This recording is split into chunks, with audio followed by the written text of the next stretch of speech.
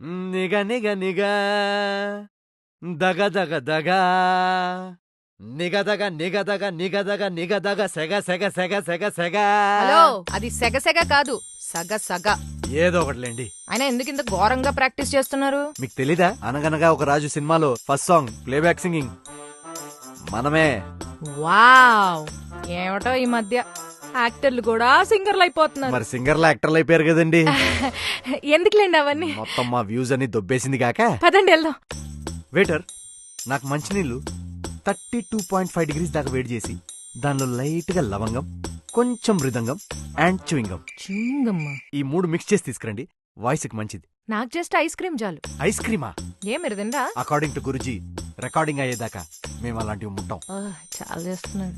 Ice cream చల్లీలు. Singer అయ్యాక stage మీద హై పిచ్ సాంగ్స్ లైవ్ లో పాడాలి. ఎలా? మీకు విషయం చెప్పినా అదంతా మనం పాడక్కర్లేదండి, ఆడియన్సే పాడతారు. ఎలా?